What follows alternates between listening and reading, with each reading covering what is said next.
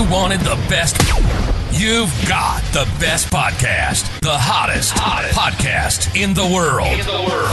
The Chris Voss Show, the preeminent podcast with guests so smart you may experience serious brain bleed. The CEOs, authors, thought leaders, visionaries, and motivators.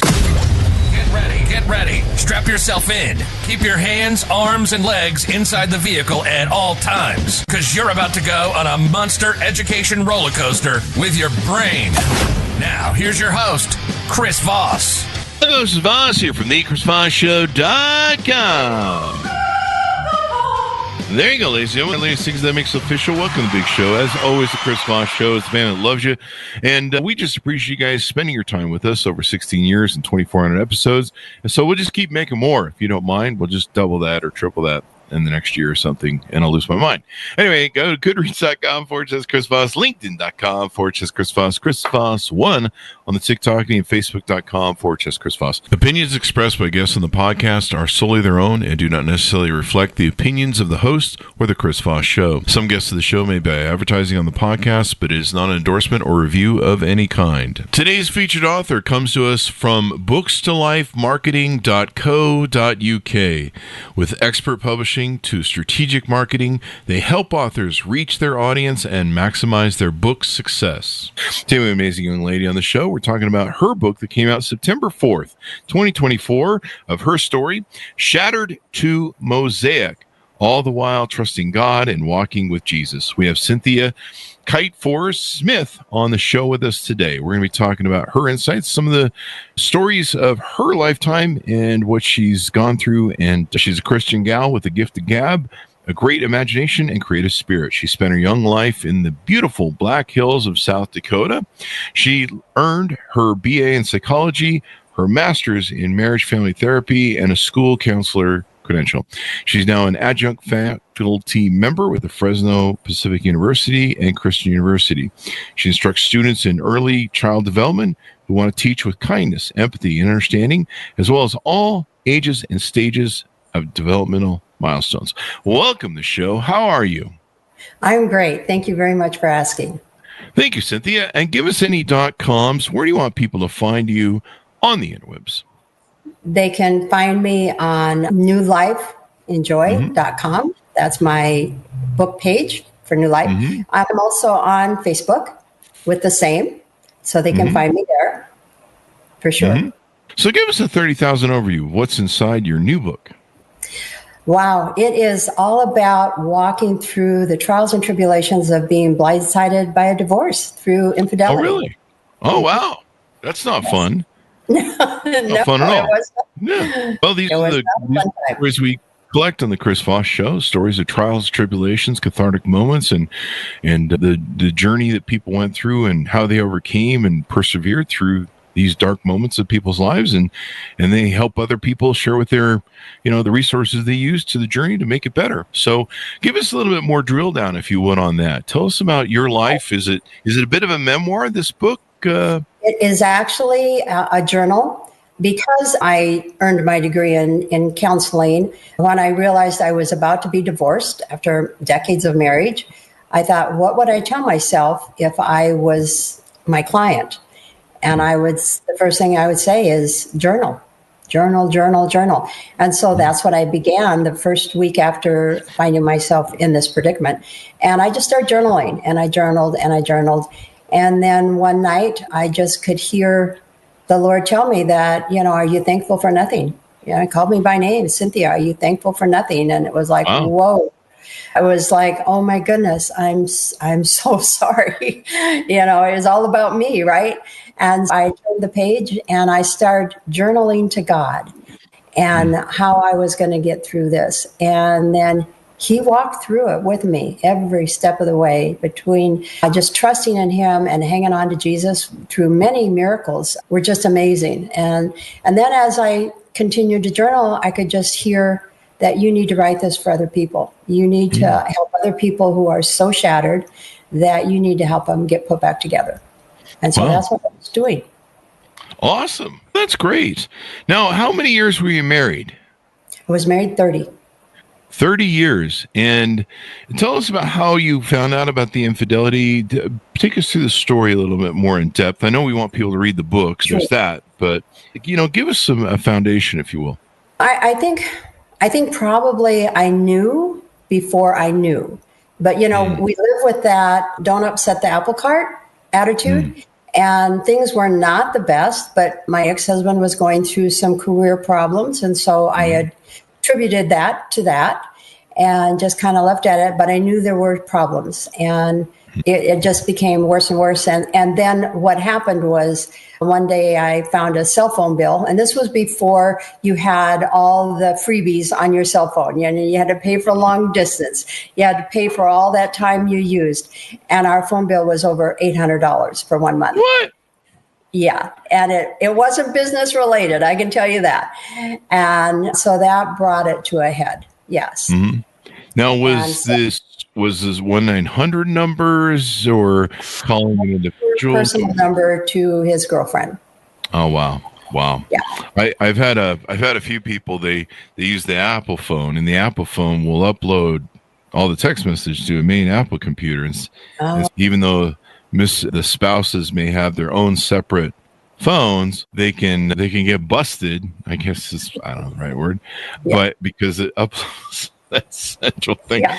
Now, I've known a whole bunch of people that have got busted because they're talking to their girlfriends and it got uploaded to the Apple, the main computer. Exactly. And their wife was sitting there reading it in real time, which is never good. And when you get the bill, it's a little bit of a shocker. It's like over $800. Just like, whoa, what happened here? Chatting. That's a lot of talking. It's a lot of talking. Yes. So at that point, give us, and I'm sure the details are in the book, but give us a little bit of tease out. I mean, do you confront him? How does this go down? Eventually I did, because I had to know, what was going on. And he truly missed his calling. He should have been an actor, because he had a double life and he did it well. Wow. And so he was trying to talk his way out of it. But that's when even if you don't want to know. And so I just too much. Yeah, and I just went. Protest too much, as Shakespeare used to say. I'm sorry for interrupting. Yes, no, it's true. And so it was a point of, do you believe the lie or do you still confront it? And that's when I said, no, we can't go further than this, because there's a problem. Yeah. And the loss of trust is hard to rebuild. Oh, for sure.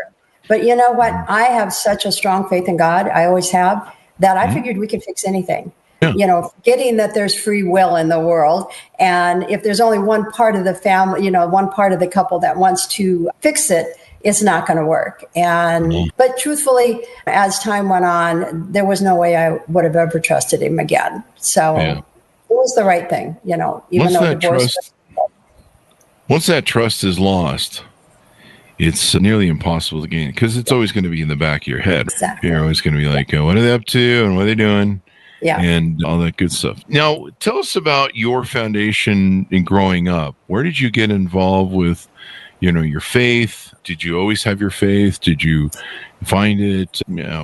Give us an idea of how that worked. That's a really good question. And it's always been there forever. It's always been there. My mom was incredible. She was Japanese after World War II. She, faced a lot of stuff that I didn't quite understand, but she made sure we always got to church. And so I have 3 brothers, and, we went to church and did our thing.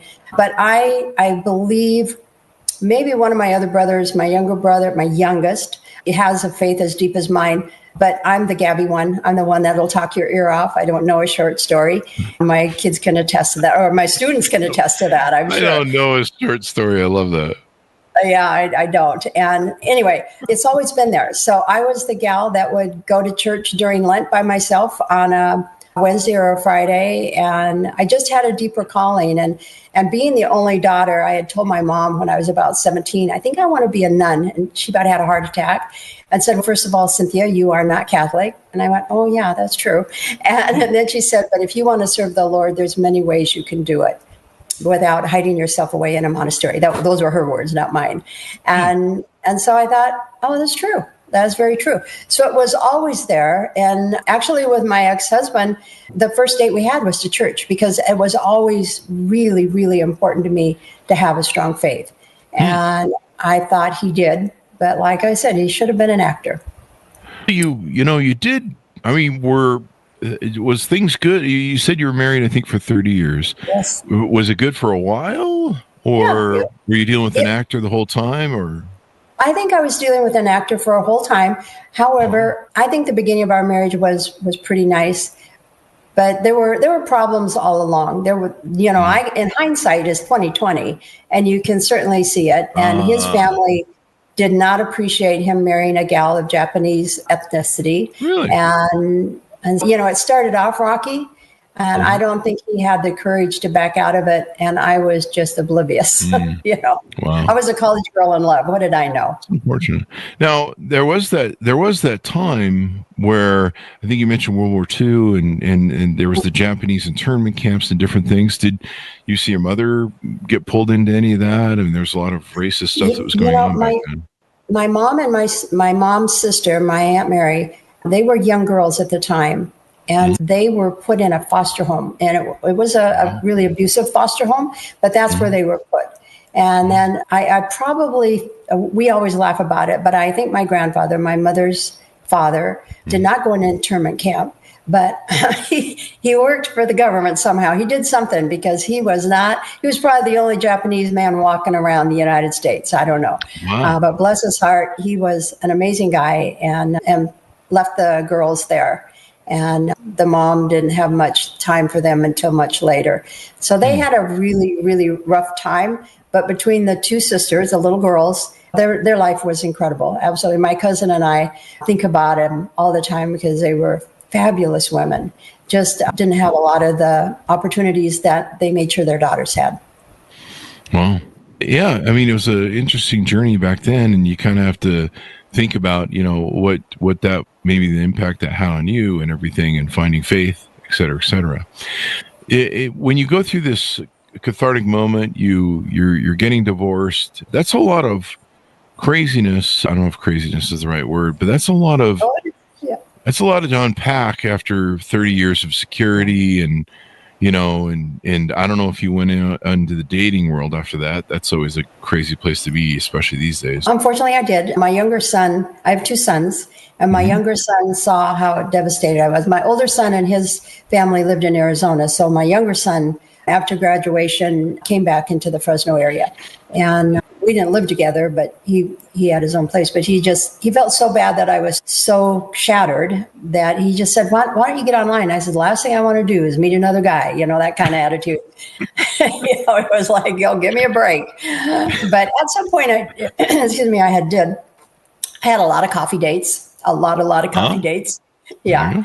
And that, but I was at that point, I had really immersed myself in the Lord, because I knew the only way I was going to get through this was be resilient with the power of God walking with me. And that's what I did. And so even on my coffee dates, I rambled on about the good Lord. And I can remember one guy said, "You are the most enthusiastic person for God I've ever met." And I thought, we're not ever going to see each other again. It was give me a dismissive sort of compliment. That dismissive compliment, as it were. Yes, for sure. But it was okay with me because I wasn't invested in it anyway. So coffee dates, you're checking in. But there was a lot. And truthfully, as I started this journey, I realized I need to get into a Bible study for other women. I needed to get involved. I could just hear the Lord pushing me. And so I joined a women's Bible study at our church. And it was a Beth Moore study. I'll never forget it. I don't know the name of the study, but out of the first beginnings, the first question was, "Do you believe in God?" And I thought, what a silly place to start. Of course we believe in God. We're in church, right? And then the second question was, "Do you trust him?" And that was when I made the decision that, because I'm listening to the other women speak and I'm thinking, how can you not trust him? And then it was like, do you trust him, Cynthia? Or do you maybe kind of trust him? And so I turned my life over to him completely. And I trusted him, whether it was good, bad, or indifferent, crying all day and maybe having joy the next. It didn't matter. I trusted him. And so through all my journals, even as sad as I was, there was always hope and there was always resilience. And I think we all seek a paternal figure. We hope someone's watching over us and looking after us. And certainly, people find that in marriage. People find that in relationships. People find that in religion. It gives people a safety net where they believe in something bigger than themselves. And for some people, we talk about addiction. I think we had some people on addiction this week. It helps them find something bigger than themselves that they can latch onto and hold on to. In the story, I don't know if you want to tell us the ending. Does you end up getting remarried or any luck there? Yeah, it was a God thing for sure. But after quite a while, I was single for 14 years. Mm-hmm. And I finally told my best friend, Nancy, that I really want to meet a guy. I'm ready. And she goes, "Are you sure? You've said that before." And I go, "No, I'm ready. I think I'm ready." Ready and now. Yeah. And so she says, "I don't know anybody now, but if I think of someone, I will." And one day the Super Bowl was on and she called me and she goes, "We're having a party. I want you to meet this guy. Come over." And I said, "I do not want to come over to a Super Bowl party. I got my jammies on. I got the beginning of a cold." She goes, "No, you have to meet him." She said, "He's a widower and he's not ready to date, but I want him to meet you." So, all right, Nancy, I'm coming. So I go over there and he really never says a word to me because the guys are watching football, right? But I guess he noticed me. And as everybody was leaving, he walks over to me and he takes my hand and he takes it in both hands. And he said, "Cynthia, it was really nice to meet you." And when he touched me, an electrical shock went through me. And prior to that, many years before that, I had a dream that's in the book. I had a dream that I was just lost, but Jesus asked me to hold his hand. And the minute I reached out to hold his hand, the electrical love that flows from Jesus went through me. This was the same electrical flash that I'd felt before. And so it was like, oh my gosh, what had just happened? And I was just perplexed by it. But anyway, so then 2 years later, we joined a singing and dancing group for people 55 and older. And my husband has an extraordinary voice. He has a beautiful voice. I'm okay. I'm good in a group. I'm a dancer, and I've always danced. And that's how we then finally got together. But I didn't trust him. Was this the same gentleman who had held your hand 2 years before? Yes, it's the same gentleman that held my hand. And of course, it has to go, you have to live life with a sense of humor. And finally, after many weeks, because you have 3 or 4 months of rehearsals, because you have 18 shows. It's really a big production. However, he finally comes over during a break and he sits down with some friends of mine. And the first thing he says to me is, "So, Cynthia, how old are you?" And in my head, I'm like, "Are you freaking kidding me? That's the first thing you're going to say to me?" And of course, I'm going to say 55, right? I'm not going to tell him my age. But one of my friends had said, "You graduated in 65, right?" Now I have to tell my age. No, he also graduated in 65. And he later told me, because we laughed and laughed about it, that the reason he asked was I look younger. And his dad had married a girl 20 years his junior, and it didn't end well. And he didn't want the same situation. So anyway, long stay, I don't know, short stories. And then we dated quite a while. And then I just didn't trust him. So one day he took me to the Memorial Museum over in our area in Fresno, California. And we're walking around. And he guides me over to a wall that has the Distinguished Flying Cross. And there's his name. And he was in Vietnam. And yeah, he's highly decorated. And he said, "I don't show that to you to brag." He said, "I show that to you that says, if I tell you I love you, I mean I love you. And I won't do anything that's happened to you before." That did it. Yeah. I love this story. What a nice gentleman. Very thoughtful. Oh, he's amazing. We had ups and downs. He's a CPA and I'm a therapist. I'm warm and fuzzy and he's black and white. That's kind of men and women's nature. I mean, yes. Women are more etherical, I think, maybe might be the right word. They believe in, love and passion peace, and men were really hard on the numbers and analytical and logical, but that's what that's what makes us both, or it's supposed to make us a good fit together, Oh, where we absolutely. complement each other and stuff. But yeah, there's probably still a couple arguments of who's right and who's wrong there, especially when it comes to balancing the checkbook. Maybe I hear that's always an issue in marriages. So there you go. But what a great story. What a great story. That is awesome. So I did end up getting married. We've been married just about 10 years. Awesome. Congratulations. Thank you. Congratulations. It is so hard. I have big dating groups, and I deal with a lot of people that are 50 plus, and it is so hard. And when you understand the math of how many people are still alive and how many people aren't married, and how it's a very small pool to choose from, because men start dying off at double the speed of women, and we're actually dying off almost double throughout most of our lives. So the challenge is that there's not much to choose from, and a lot of men and women have both been through divorces, and sometimes cleaned out alimony, child support, and damage from the fallout of the divorce. And people aren't like, I don't want to really do that again. I've done it a couple times and have my fill of it, and I'm out of money. Yeah, and you're wearing the T-shirt, so you don't need wearing the T-shirt. That's a good point. I still haven't gotten the T-shirt. I've been saving up for my divorce so I can get married soon. I'm up to about 2 or 3 million, and I think I need 5 million to get divorced. So I'm just planning my divorce. And then what I'm going to do is I've never been married, so I've got to catch up to everybody really quickly. Oh, there you go. So I'm just going to go through a bunch of really bad, like 1 to 2 year marriages really quickly. Maybe I'll do one in Vegas and just have it annulled the next week. Star. And that way I can, because everyone right now is 3 or 4 marriages in at my age. Oh, that's scary. That's a scary thought. Yeah. I remember I had a young lady in one of my dating groups. She said to me, she says, she was in her 50s. She goes, Chris, I need some help with men and dating. And I go, okay, I'll give you some advice. And she goes, every time I go out with a guy on a coffee date, they run off screaming and never come back, and I never hear from them again. And it's pretty consistent. I'm like, they don't run off screaming, but I'm joking. Yeah. And I said, well, tell me about yourself.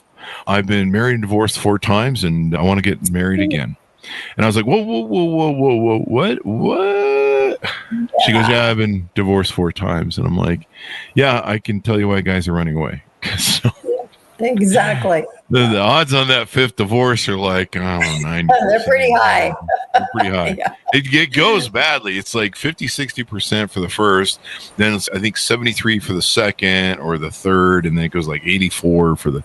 It's really bad odds. I mean, I kind of am the opinion that you get 2 shots at it, third time you're out. It's like baseball, maybe. I don't know. Yeah. But there's, I've heard that there are people that when it does work, it's freaking solid. What do I know? But I certainly would rather burn money on a roulette wheel with better odds in Vegas than some of it. But those are the jokes. There you go. Yeah. There you go. But I'm glad you found it, because I was rooting for you through the whole front of your story. I'm like, I hope this ends well. It does. Got a good ending. And that's one of the things I tell in the book is it's like being out in the wilderness. It's like the Israelis out wandering for 40 years.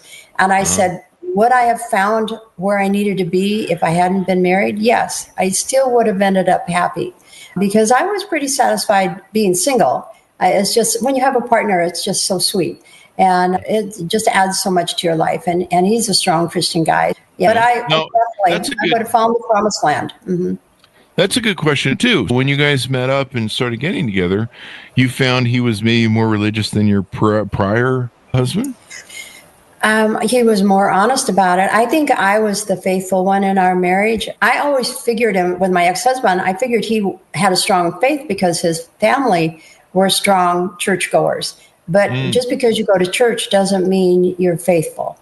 Yeah, that's true. Whereas with my husband now, Michael is a strong Christian man. He's wonderful. Sure. And so, it makes it nice.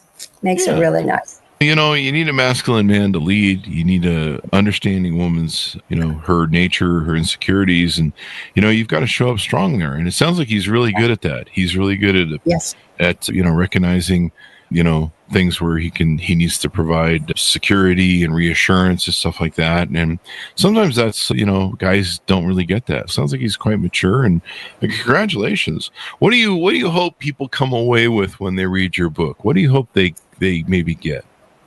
I hope that they realize that the true walk, no matter what it is, whether it's a divorce, it's health issues, finances, that if you're leaning on God, if you're trusting that everything's going to be all right, you'll be all right. And I've had many really fond, wonderful feedback from people who've read the book, even those that I didn't know. I've had a couple write me letters and say, oh my gosh, this is the best book. I had one friend tell me that she laughed, she cried, she laughed, she cried. She goes, I had no idea you went all through that. And that, and that's a testament of you role model your life.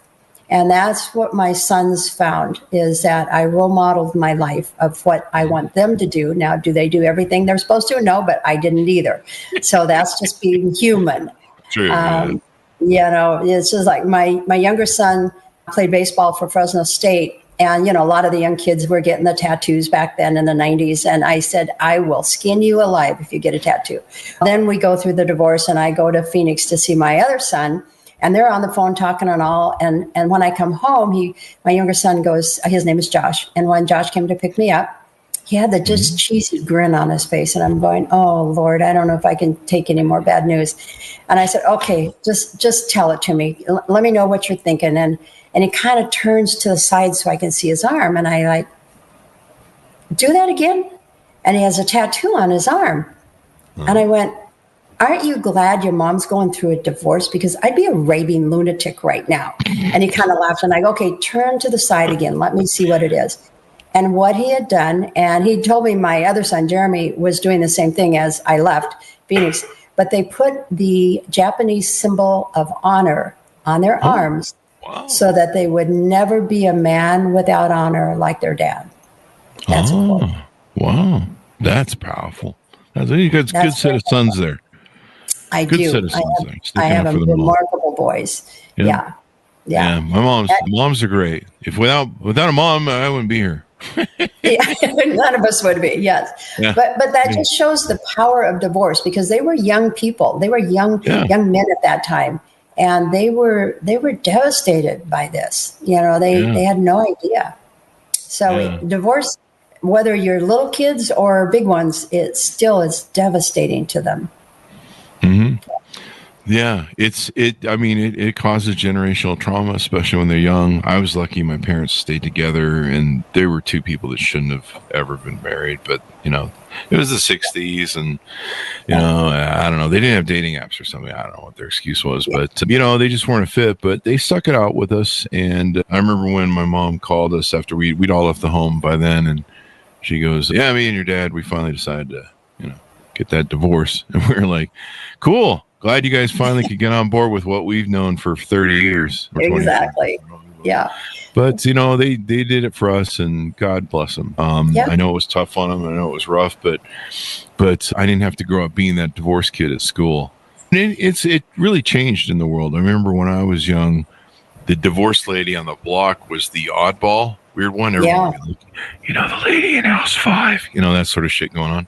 And nowadays, it's kind of the opposite. So who are those weirdos who are still married on block 5? Everybody here is divorced. What's going on over there? Is there some cult or something? We don't know. Exactly. That's the truth. And that was probably one of the most difficult, the humiliation of being left for another woman. But also being divorced, being that 50%, the side that I never thought I'd find myself on. And I thought, if you have to be a sister in Christ with a group, I guess being a divorce group is a good one to be in. It's okay. Well, you got Jesus and God standing by your side, so you got that going for you. Oh, absolutely. A piece of paper from the city hall. But, you did get 30 good years out of it, or 30 years out of it. It's kind of funny how people look at that and be like, that was a complete failure. But, you got some beautiful sons, it sounds like, and maybe some good experiences. I don't know. It's kind of interesting. I give counsel to a lot of women who get divorced after 20, 25 years, 27 years. But I think it is hard because marriage is kind of an identity and it's Yes. kind of a vehicle.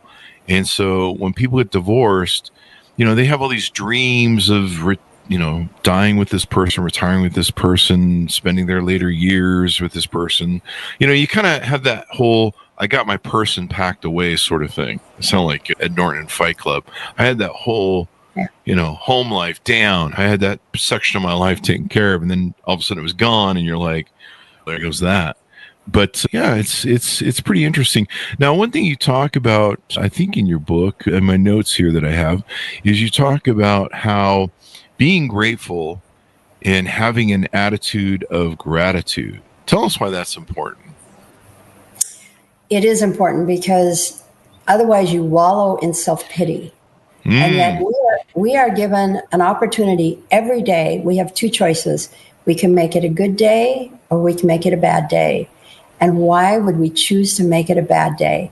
We need to be grateful for what we have. We need to be kind and understanding. And even though I'm walking through the stages of grief, I always knew I needed to be kind. I needed to be understanding and to be grateful for what's around me or who's around me. I mean, I had a job. I had a great job. I had a nice townhouse to live in. I have a good car. I have two amazing sons. None of us are dying of cancer. There were so many things to be grateful for. My brother, Tom, and his wife, Bev, lived in Texas. They called me every night for I don't know how many months.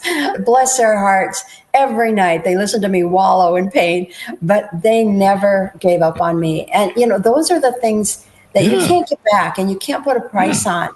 They're amazing. And so grateful, yes. God just did a thing for me that I did not know I had it in me to be so strong. Matter of fact, at one point after it was all said and done, I thanked my ex-husband. I said, I thank you for what you did. I said, I don't thank you for how you did it, but I thank you for who I am now, because I am a strong woman. I was strong before, but I leaned on him, and I'm a strong woman, and God has a plan. He has a plan for each one of us, and you can't do it if you're wallowing in self-pity. Yeah. And gratitude is so important. I have a thing on my calendar. I think I started this during COVID, if I recall rightly, and I started a gratitude Sunday. I think one of my gal pal friends, we talked about it. I think she was in my writing group for the book, but somebody had fed me the idea of having a day where you celebrate and you just kind of have a peaceful meditative day and you be grateful for what you have. And so I have this thing called, every Sunday, I'm looking at my calendar here, Gratitude for Gratefulness and Archives every Sunday. And it's a day where I just kind of ponder throughout the day things that I should be grateful. I try and spend time with my little dog family and my mom. And I try and, just focus on maybe the relationships in my life and give some thought to just, hey, you got some, what do you have? And I did think it came out of COVID because we had all these events that we would do at the Consumer Electronics shows and all these different events that we do all year long, that we'd appear and interview CEOs of the podcast. And we made a lot of money doing it, let's put it that way. And during COVID, we watched that money just evaporate. 5 years of building the clientele and the reputation. I mean, we had that down to a well-oiled machine after 5 years. And then to watch it all just evaporate as events got shut down over COVID, we were lost. And I remember one of my friends, I was getting pretty lost too. And one of my friends, because for me, it was like 2008 all over again. I lost a lot of companies over in 2008. And then I had to restart. And I'm like, Jesus, I got to do this again. This is getting old, and I'm getting too old for this to restart every time.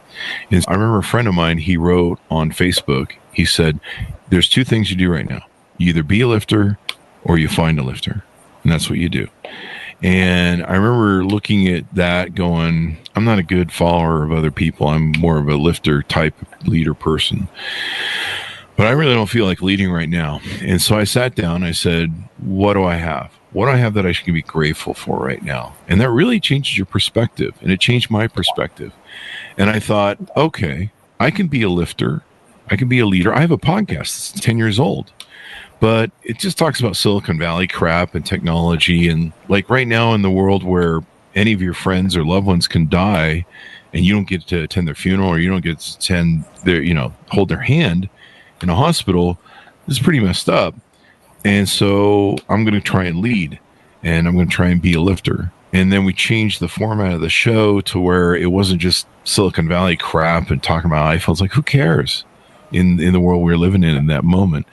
And so we opened up the show's aperture to take on authors like yourself and talk about everything that was important in life, to collect stories and share people's cathartic moments and how they overcame them, share the blueprints so people can live their life better. And I fell in love with my show like I've never fallen in love with anything I've ever done before. I enjoy people like yourself who come on and share their moments. And it's not easy sometimes talking about these things, sharing, things that happen to you that, sometimes people feel a little bit of shame or embarrassment, but boy, they sure help other people and sharing those stories and uplift other people. And it's just been the greatest calling I could have done. And it came out of that gratefulness. It really did. Yeah. And now I just focus. Mm-hmm. Yeah. And that's the joy of it. I mean, because you have that inner joy. It's just like you're saying, you love your show more now than you ever did. And that's true joy of being on the path God wanted you on, doing what needed to be done to change your viewpoint, the mindset, whatever it was. But you went, you know what? I am a lifter. So let me go and lift out and give a hand out to others and share the joy. And I know I started blogging way before I did. Matter of fact, my girlfriend Nancy is the one that said, because I said, I think I need to write a book. And I said, but I'm not quite sure. And she'll start blogging, start small. I didn't even know what a blog was. I go, what's a blog? And so she told me, I went and did. So I started blogging. And one of the things, and I was looking through my papers before we went on today, and I wrote down an equation from one of my blog, because it's called Blessing and Opportunities. And the equation I came up with was LOB equals LOS. And what means lack of belief equals lack of success. And so if you don't have the gratitude and the resilience and the self-confident to go forward and do what you need to be, how do you know if you're on God's path? How do you know you're doing what God has laid out for you? Because we don't take a straight walk through life. We curve from all our do's and don'ts and missteps, and nobody's on a straight road. Jesus was on a straight road. The rest of us are curving. And so, that's what I came up with. If you have a lack of belief, you're going to have lack of success, because if you don't have gratitude of what the skills and talents God gave you, how can you be who you need to be? Yeah. I was laughing because I'm thinking of all the curves I've had through life. Oh, yeah, for sure. And we all go through them. But, I've kind of learned this process that anytime I'm in a crisis situation, and it's pretty severe, and usually it's about money for me. Being concerned about business or whatever the case it may be, and I don't give a shit about anything else really. I guess I don't know, but money. Hey, got to make sure we have the money. I always fall back to gratitude. I go, okay, let's take a breath here, just calm ourselves, get a little meditation maybe.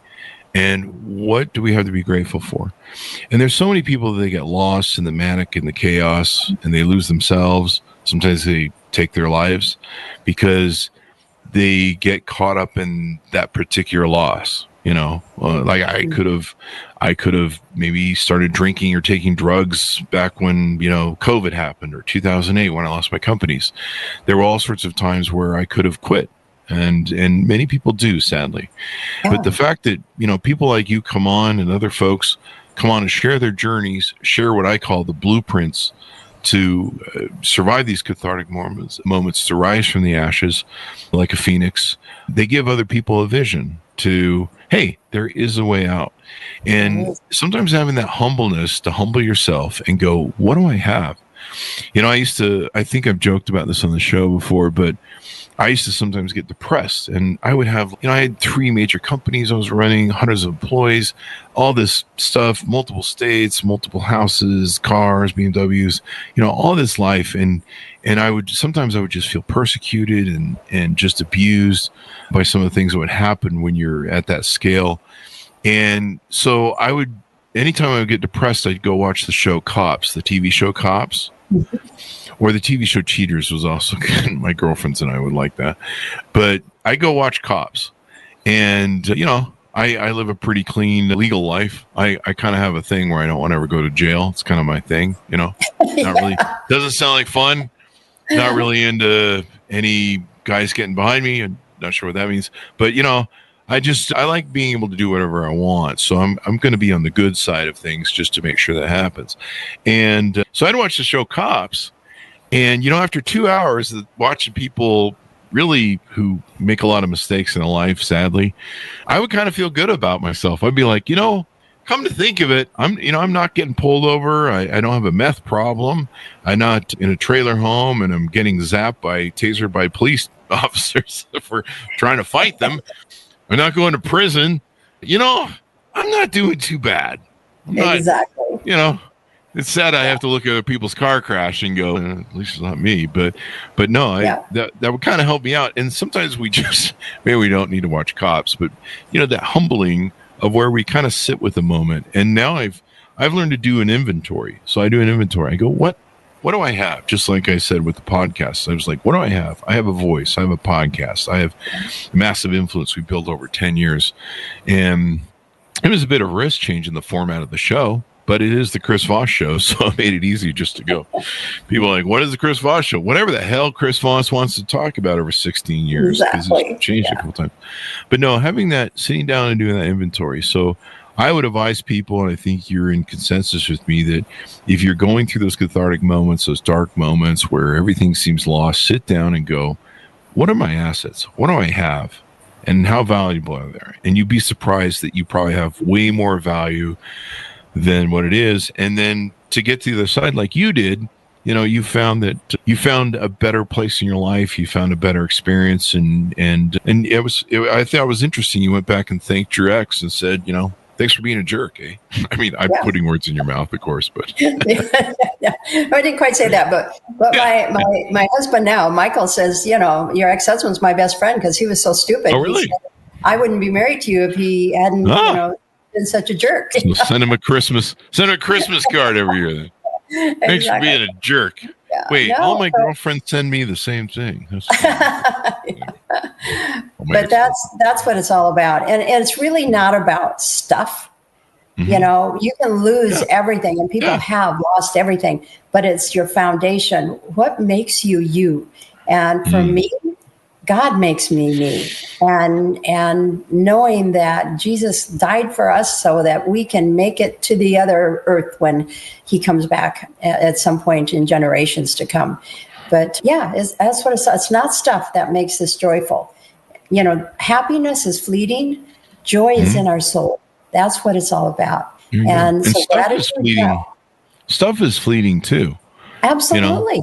Yes. I've been through identity things where you lose most everything, and you're like, if I can keep the watch, the gold watch, if I can keep the one BMW, and you play this bargain sort of game with yourself that, sure, you can survive it. But so much of that is tied to identity, and the same thing with divorce. Divorce is an identity. I'm a married person, and I don't need to. I've got that whole thing in the bag, but then it's gone. And that's true, because in my book, I actually say I feel like I'm hemorrhaging. I've lost half of me. And you do, after 30 years of marriage, you've lost half of, even women whose spouse has died, you go through that grieving process as I'm just not whole anymore. And so you bet it's quite a walk to build that other half. Plus, if you do get fully divorced, you usually lose half. So divorce comedy. Exactly. As final thoughts as we go out, anything we need to talk about or tease out on people? Any new books maybe you're working on, or stories? I have two that I've sat with for quite a while. Well, I sat with this one for quite a while too. However, one of them is the blogs that I have written. And the other one I started, oh my goodness, decades ago, maybe in the 80s. And it's all about parenting, but parenting with a Christian, obviously, a Christian talk on it, a Christian way of life and how you raise your children, what you do. And I just, it's there. And things have now changed from the 80s to where we're at now, and so it would have to be a total redone. But I'm seriously thinking of doing that. And there's lots of things I would love to be able to, because I do enjoy visiting and talking. I would love to do what you do. I would love to get out and do more speaking engagements. I would like to get out and do that. And of course, if God's willing, I would love to sell more books. That's just kind of where it's at. The nice thing about writing a book is the first time is the hardest one, because it's hard for everybody. That's why most people don't do it. It's difficult. It's difficult to stick it out. And, I remember even in editing, I was ready to jump off a cliff. I would call my friends at one point. I'm like, I'm just going to set this thing on fire. I think I've gone full Jack Nicholson in The Shining. And I'm just typing. I don't even know what I'm typing anymore. I'm just typing probably all work and no play is Jack and Oh Boy. I was waiting for someone to find a manuscript and go, he's lost it. You needed a good editor. Yeah. The editing was driving me crazy too, because the editor would come back, and I had a great editor, and she would go, these 50,000 words, I've cut it down to 5 words we're going to keep, and I threw the rest of the trash. Get writing. So it wasn't that bad. I joke about it some, but it felt that way, because you're just like, wait, the first person is reading this, it's not good enough. But I do have a bad habit of putting the commas in all the wrong places, and in fact, I don't even use commas, so that's probably. Oh, goodness. I'm glad you're not my student. Yeah, I'd probably get a. Yeah, my mom's an English teacher too, or was she a teacher? Oh, wow. So yeah, she wonder she didn't rat me on that. That was a good thing to have a dealio there, someone to review. There you go. You should have some DNA there that helps you write. Yes. You know what helped me write was I get through that last part was I complained to 2 authors. I think I had one on the show, and she'd written a lot of books, and she told me about how she was at a book signing, and she didn't really thought much about it. And she was at a book signing, and this gal came up and said, "Hey, I wanted to let you know, thanks for writing your books." And I can't remember if they were novels. I think they were novels, or maybe they were feel-good books, uplifting, motivational stuff. Mm-hmm. And she says, "I don't know if you know this, but you helped me get out of jail. And there's, back at my prison I was in, there's a whole women's group there that we sit down and on a often basis, and we read your books, and we try and make plans to be better people and get out of jail and not come back."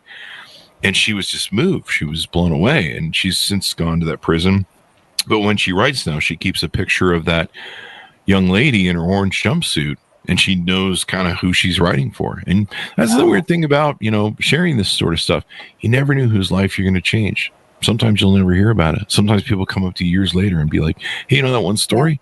That changed my life, man. Thank you." And you're just like, wow, I made that story up. No, I'm just kidding. Nah, I just didn't. No, and that's what's really joyful about it, is getting out there and being able to do that. Yeah. Yeah, yeah. And make the world a better place when you leave it. So give us your final pitch out as we go out, your .coms. Where can people find you on the interweb? Yes, absolutely. It's newlifeinjoy.com. So it's IN Enjoy. And it's on Facebook, and it's on my app. Yes, absolutely. And you can get the books at Amazon. Mm-hmm. You can order it from Barnes & Nobles. Mm-hmm. Or if you get a hold of me, I'll just give you one. Hey, I'm doing that. Give me there you go. Book.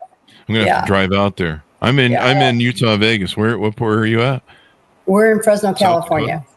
Oh, okay. Fresno, California. Fresno, yeah. My grandmother and her husband used to live in Fresno, and then they moved to Hemet, California. All right. So, yes. Back in the day. Yes. So I remember driving up there from LA as a kid, but that's a long way to go for $20. I might spend that in gas. So I'll just buy it on Amazon and recommend all my people here do, folks. It's $6.35 for the paperback. Might be cheaper than the gas going to Fresno these days, but the gas in California is ridiculous for sure. That's true. And actually, we're going into the 100-degree weathers now, so you don't want to go to California. Yeah, Fresno's kind of up in that desert. I mean, the whole thing's a desert there, but we're it's in the kind of valley. up there, right? So Oh, okay. Yeah, we're in the San Joaquin Valley. We're in the middle of the state, where all the agriculture is. Yeah. And probably, is steak cheaper there? Because I know there's a lot of steak places. I think In-N-Out has their big steak, their burger farm, their cow farm up there for burgers or something like that. I just know it's expensive to live in California. Yes. I just have this vision of burgers just walking around a field. Exactly. We have a lot of dairies. So maybe it's the milk. There you Yeah. go. Yeah, maybe it's the milk. Yeah. So thank you very much for coming to the show. We really appreciate it. Thanks for sharing your wonderful story, enlightening people, and making lives brighter, Cynthia. Thank you. Thank you very much. I appreciate it. Thank you. And thanks for tuning in. Order up a book wherever fine books are sold. Shattered to Mosaic, all the while trusting God and walking with Jesus. No matter what you believe, these stories of gratefulness and trusting yourself and finding maybe something in the world bigger than yourself, that you can believe in, it's a journey that you can go through because, I don't know, man, sometimes we get lost in this world and we gotta have something we can hook onto.